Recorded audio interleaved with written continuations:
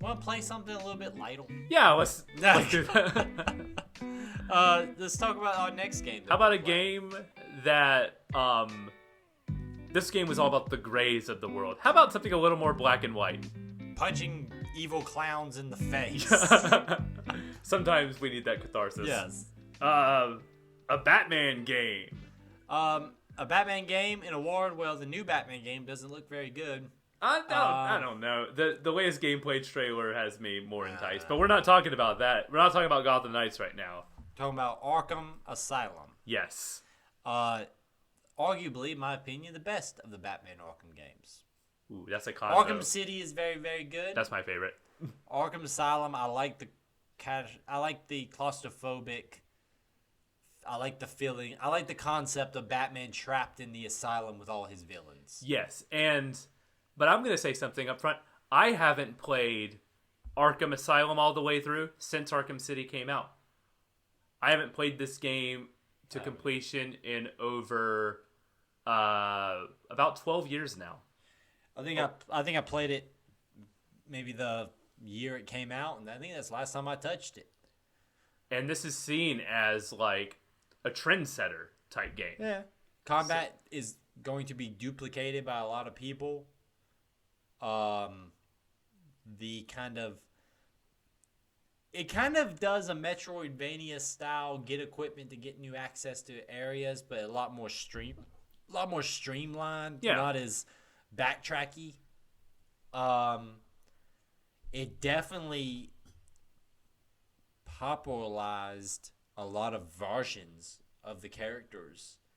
I would say a lot of people's versions of certain Batman villains are the Arkham games versions. It created like its own canonical Batman universe. Yeah, I mean, there was comics. There were like the way the Arkham games goes is very different than like comic continuity. Mm-hmm. Like it creates its own continuity. It's a lot more willing to do more dramatic things to the Batman continuity. Because it's not tied to like main continuity. Exactly. They could kind of do their own thing. There's different interpretations of the characters. Different characters will come and go in interesting ways. It's very fascinating, and I'm really excited to revisit this game after so long to see if it like holds the test of time. If the foundation was as strong as does that foundation is strong enough to hold scrutiny now 13 years after it came out? Because I remember very openly like the beginnings of this game and this, that, and the other. To me, it was a very definitive Batman experience. I'm excited to see, because I mean, City is amazing. Arkham City is a great game. Arkham Knight, I think, actually gets a little bit of a bad rap. It's not a perfect game, but it's not as bad in my mind as people say it is. It's one of those where the highs are like the highest highs of the entire series, but the lows are very low. Very low. Yeah, it doesn't nail the landing well compared to Arkham City and Arkham Knight. Which are more like just tight video games. Well, also, I think placement of those games, like Arkham Asylum taking place in Arkham Asylum and being almost a horror kind of experience in like a light way. It's not really scary, but the feeling of being trapped in the asylum with all of your villains that you put here. Arkham City being almost like an escape from New York, where you're fighting in this like prison city, and then but Arkham Knight putting it in Gotham, but yet it being a completely emptied out version of Gotham, finally giving you the Batmobile and it not being fun. There's just a lot of things that were dropped. And Arkham City, what was the prequel game? Arkham Knights? Arkham Origins. I actually don't hate. That's a decent game. It's fine. Yeah. But I think it was fine is a great. It's a problem where it was like compared to two very, very good games, and then comes Arkham Origin, and it's like just doesn't have the same level of craft than the other two had. But it's still not bad. Yeah. Shall I get into some of the prep for this game? You shall. All right. Batman Arkham Asylum is an action-adventure game by Rocksteady Studios. Rocksteady was formed by former Argonaut Games employees after the studio closed in October 2004, following the release of 4 games with middling to bad reviews: Carve, Malice, Powerdrome, and Catwoman the video game.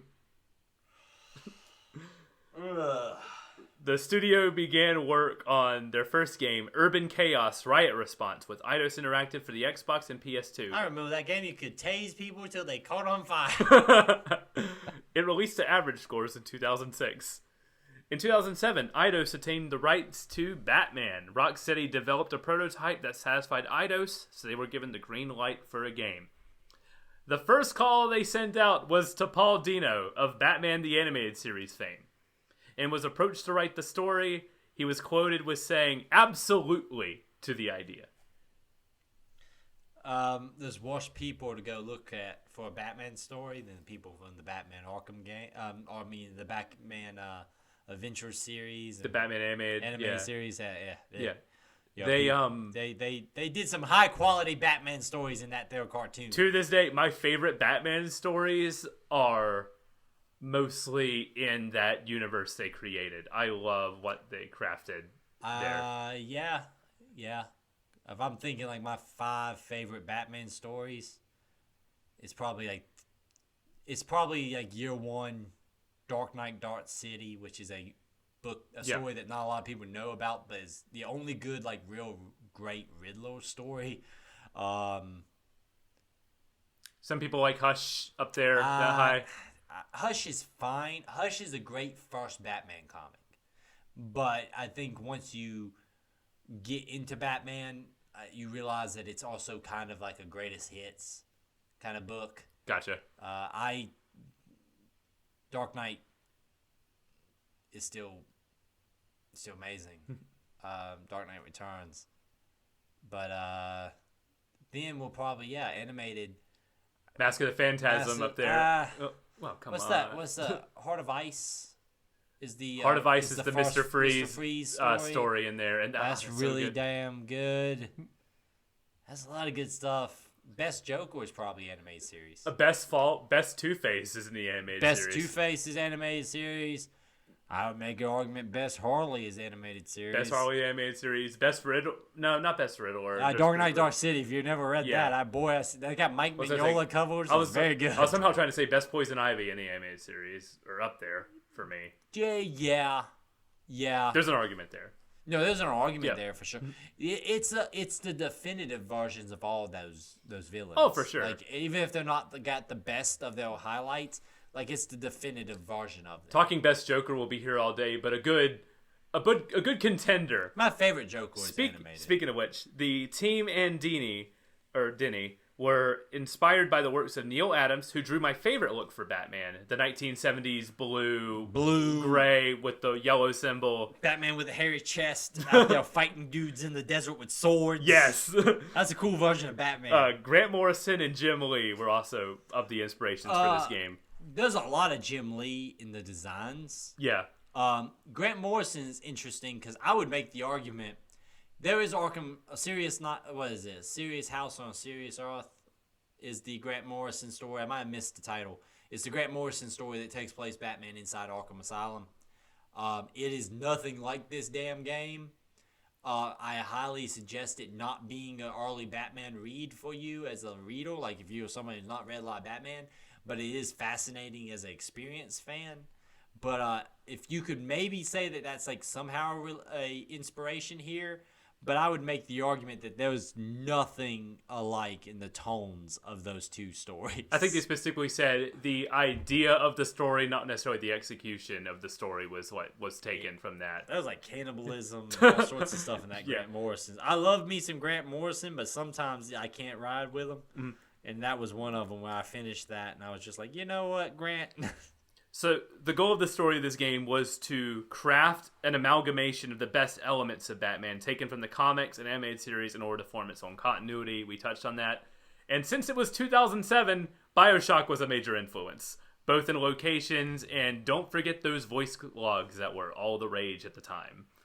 They do them well here because they're all interviews with patients. Yeah, we'll get into that once we discuss the game. But the way they handle it is a lot more different than a lot of games were doing at the time. Exactly. Like you weren't filling in overall pieces of like the story that was going on. You were mainly filling in gaps in like the characters and like they were character delving into like this specific Batman continuity. So like if they're mostly for like Batman and comic nerds to like delve into and be like, what's this version of Ivy like, or what's this version of Riddler like, and like referencing stuff from comics and stuff like that. They're good in my mind. Arkham Asylum was chosen as the location because they wanted Batman isolated for the story and didn't want him reaching out for help from his allies or the Batcave.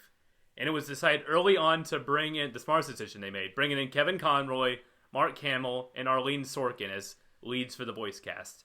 That is Batman, Joker, and Harley Quinn, respectively. I would make the argument they are my definitive voices. Oh, for sure.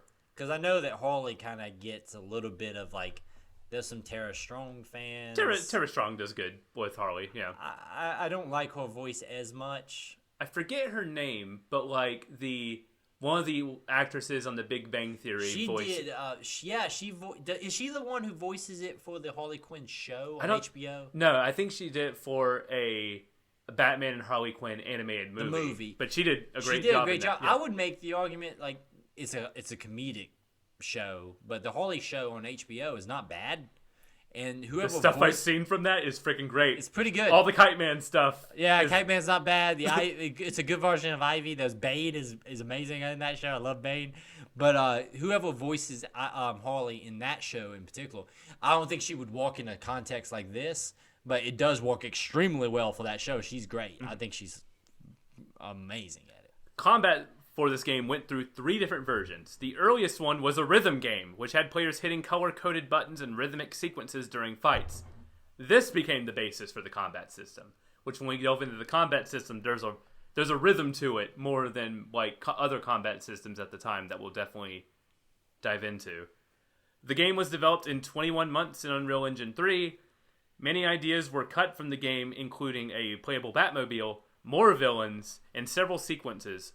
Over half a year before the development finished, ideas for the sequel were already blooming. Because I imagine it was one of those things they created. You didn't just create Arkham Asylum. You had to create the world and like all the villains and everything. And at that point, you had the basis or where you want this story to go from here on out. Sitting there, I imagine as a design team being like, wouldn't it be cool if we met this guy?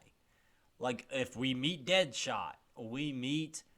That's a really Firefly. cool Mr. Freeze. He's not in the script, but we'll keep that in mind. Yeah, Mr. Freeze. I have a boss fight idea for that guy later. We can throw that in. People were sitting there being like, what do you mean we're cutting Mr. Freeze? But like, I could imagine it almost writes itself at one point. Because you're like, there's so many good characters there. You're like, well, of course, if we did a sequel, Mr. Freeze is going to be The Batman mythos is so deep that once you have the foundations for a world, you can do so much with it. You can go into your pocket there and bring out so many, like, iconic villains that it's almost like it's death of a million choices, where it's like, oh, we have 20 great villains for this game, but we also have 15 that didn't even make the cut that can be in the next one. Batman Arkham Asylum released on August 25th, 2008 to critical acclaim. And upon release, I think that was a typo there. I think it was August 25th, 2009. I want to say. That was my mistake. Upon release, it was hailed by several outlets as being the best superhero game or comic book game ever made and sold 2 million units in 3 weeks. For a licensed game, that is insanity. The game would win several awards for its game design, voice cast, and sound design. And it is available to play on the PS3, the Xbox 360, the PC, Mac, PS4, and Xbox One.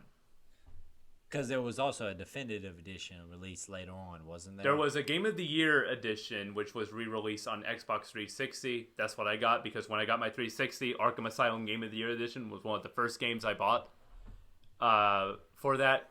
And what's weird is that version includes 3D glasses included, because there's a 3D mode with that game. Oh, if you wonderful. If you want to play, it's a nightmare. 5-star reviews, and I will play this game entirety in the 3D mode. Anyway. Yeah, But please make Michael do that.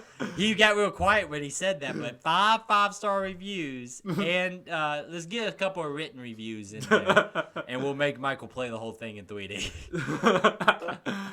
And there was also the Return to Arkham remasters that were released back in 2016 for next-gen console. Last-gen consoles. Oh my god. But I think I'm going to be playing my original PlayStation 3 copy. That's what I'm going to be playing. I downloaded Return to Arkham. That's on PS Plus. I downloaded that, but I thought about it for a really long time. I was like, ooh, I could bring up my 360 copy again. I wonder if Return to Arkham is on Game Pass. I don't think it is. I wonder if it's cheap. I've seen it on sale constantly for like $5. So I would check now, because if it's cheap, then... If it's cheap, I might just get the Return to Arkham edition. If not, I'll just play the... Because it has all the DLC. You can play the challenge maps as the Joker. Yeah. If you want to do that. If you wanted to. I was never super into the challenge maps. I played some of them in the later releases that you can play as like Nightwing and people like that. Yeah. But I was never super into the challenge maps. It's going to be fun. I think it's going to be a really fascinating game to do. Because this is my favorite thing to look at, like critical acclaim games at the time, and like putting them under the microscope and seeing if they are still just as impactful nowadays. Because I don't remember, like, what's crazy is I remember all of the major set pieces of this game, but the beat for beat story is completely lost on me. I remember the ending. I remember the beginning. I don't remember anything else. It's going to be fun. I remember the beginning especially because I had a demo on my crappy laptop that probably ran at like 15 frames a second of the first like 20 minutes of this game. I played that over and over and over again. Then when I finally got my 360, I'm like, oh, this game runs great. I remember a couple of things, actually. I remember a couple of bosses. Yeah, so I remember more than I think I thought I would. I played this twice when I got it in succession, and then when Arkham City came out, I left this behind. It was like, Arkham City is my Batman game. Yeah, Arkham City is great. I've never gone back to Asylum, and I'm very excited to finally do that. I watched a friend play it after that, but I never played it again myself. It's going to be fascinating. I think it's going to be a good time. Let's bring it home. StateOfTheSave@gmail.com. It's State of the Save on Twitter, TikTok, and Instagram. State of the Save on YouTube, where you can see Michael continue to get screwed over by Ocarina of Time randomized. I only have like 4 chests in that entire game, and if I don't open anything, the run is dead. Oh, no. Gonna be fun. Definitely check out all that. Thank you. Remember, 5-star reviews, and a couple written reviews, and we'll make Michael play this whole thing in 3D glasses. Thank y'all for listening. Stay safe out there.